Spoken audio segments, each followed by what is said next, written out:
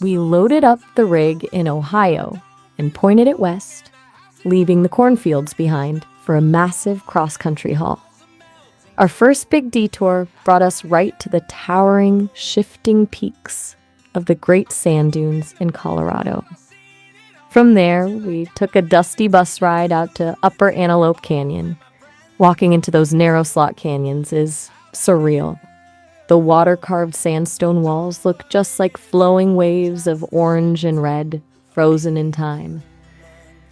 As the day wrapped up, we were treated to some of the most vibrant, breathtaking sunsets I've ever seen painting the desert sky.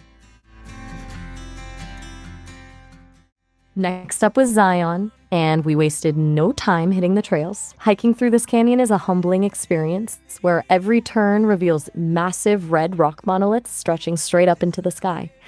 You find yourself walking on paths carved right into the Navajo sandstone, with giant walls of deep cream, pink, and red rising thousands of feet above you on both sides. The air stays cool down in the deep shadows of the canyon. But as you climb higher, the desert sun hits those towering cliffs and makes the whole landscape look like it's glowing from the inside out. Every switchback gives you a different angle on these legendary peaks, from the sheer face of Angel's Landing to the massive, quiet strength of the Great White Throne. Once you finally reach the high points and look out over the entire valley, the sheer scale of the landscape just takes your breath away. It's a view that makes you feel incredibly small, but completely connected to the road ahead. Off the beaten path, we stumbled across a quiet, historic cemetery and the weathered remains of an old Western ghost town.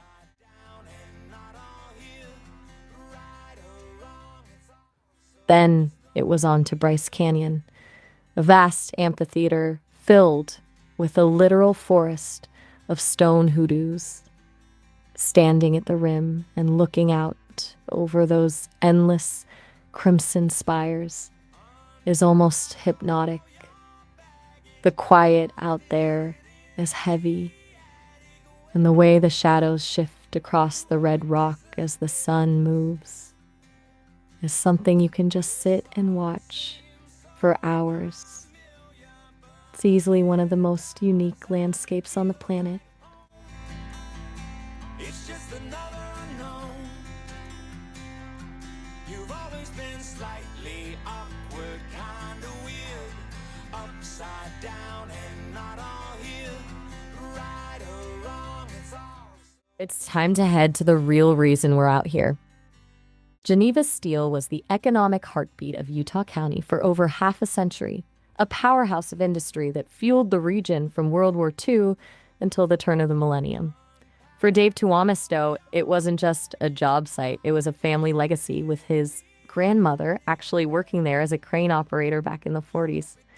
That connection is what drove him to rescue the soul of the mill before it was lost to the wrecking ball. He literally raced demolition crews, saving everything from giant acorn lamps to weathered oak doors and massive industrial timbers. All of that grit and history now lives on at the Timpanogos Harley-Davidson Resort. He transformed 60,000 square feet of space into a monument of reclaimed steel, even hoisting an 11,000-pound water tank onto the roof just to make sure the mill's spirit stayed standing. We wrapped up the trip and brought home 60 vintage Hall of Fame lights and several rail-yard pole lights. Between the stunning detours through the national parks and that amazing Mexican dinner Dave treated us to, it was honestly a trip for the books. From the people we meet to the history we salvage, this is exactly why we love what we do.